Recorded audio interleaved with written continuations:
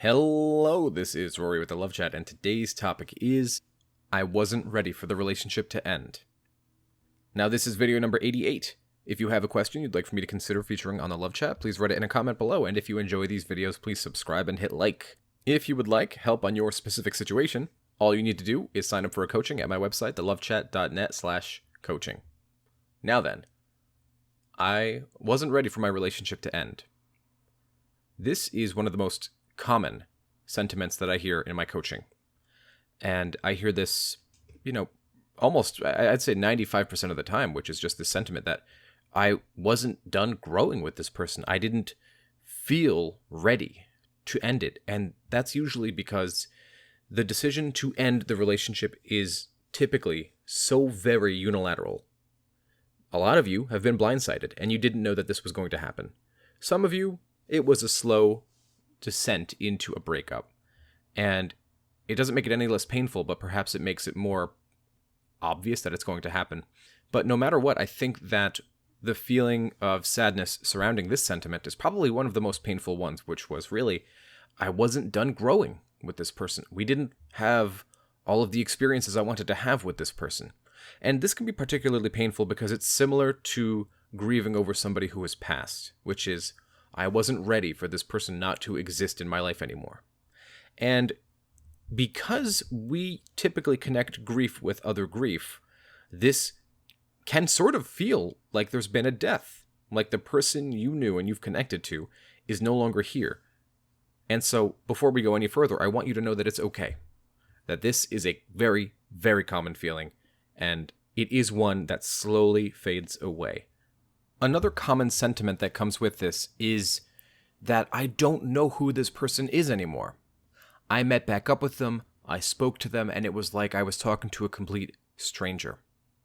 This is normal. Remember that you've had an idea of who this person was, and what they've been like, and what they've acted like. And whether you know it or not, your brain is always taking notes on what they are most likely to do in a given situation.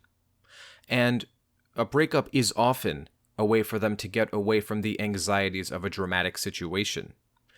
Craig Kenneth says something that I really like. He says that a breakup is a symptom of a problem in the relationship, and while at first glance that might seem quite obvious, if you really think about it, there was an issue with the way that you and that other person interacted, and so the result was a breakup.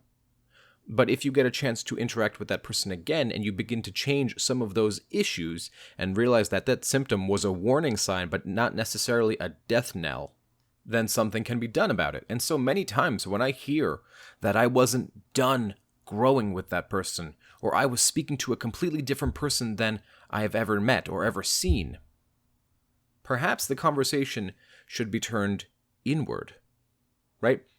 The idea that we're done growing with somebody, for example. Well, when are we ever done growing with somebody? When are we ever prepared for a breakup? And so I do appreciate the sentiment, and I value the fact that we really missed the connection that we had. And yet, what does it mean? When are we truly ready, I guess is what I'm trying to say here, to be in a breakup? When are we truly ready to lose someone in our life from a breakup, from a divorce, from a death? I don't think we're ever truly ready because losing people is unnatural to us.